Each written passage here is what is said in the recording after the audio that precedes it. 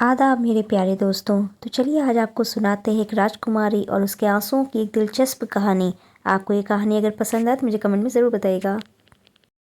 एक बार की बात है, एक राजकुमारी थी।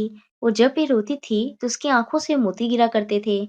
वो और उसका भाई, वही दोनों जिंदा थे और उसके माँ बाप मर चुके थे। उसका भाई राजकुमारी को एक कमरे में कैद रखता था और उसे खूब तंग करता था, ताकि वो रोए और उसकी आंखों से मोती गिरे और उस मोती का इस्तेमाल करके वो अमीर हो जाता था। उसने ऐसे करके अपनी रियासत को खूब बड़ा बना लिया और खूब अमीर बन गया।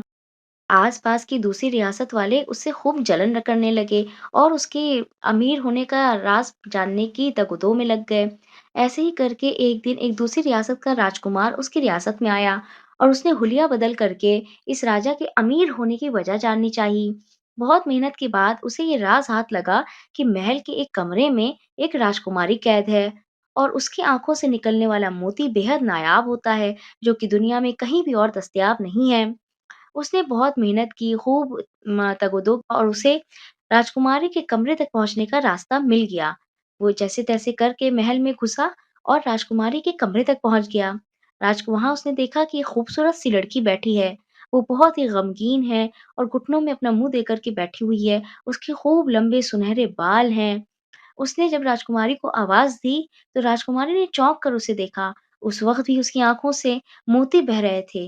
राजकुमार उसे देखकर मबहूत रह गया। उसने राजकुमारी से कहा, "चलिए राजकुमारी, मैं आपको बचाने आया हूँ।" राजकुमारी ने जवाब दिया कि मुझे किसी राजकुमार की ज़रूरत नहीं है। मैं अपनी ज़िंदगी खुद बदलना जानती हूँ।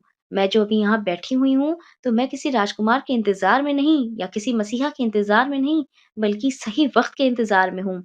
जिस दिन वो सही वक़्त आएगा, मैं अपना बदला खुद ले लूँगी और अपनी ज़िंदगी खुद सँवार लूँगी। आपने यहाँ तक आने की मशक्कत की, इसके लिए आपका शुक्रिया। वो राजकुमार राजकुमारी की बात सुनकर के हैरत में पड़ गया और उसने उसे मनाने की बेहद कोशिश की, लेकिन राजकुमारी ना मानी। उसने उसे वहां से जाने के लिए कहा।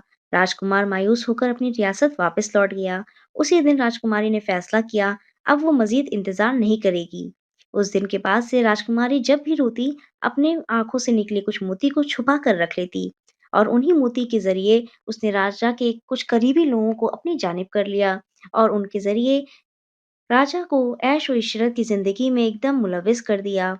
राजा अपनी रियाया तक से गाफिल हो गया और उसका फायदा उठा करके राजकुमारी ने बगावत कर दी और सारा राजपाट अपने कब्जे में कर लिया।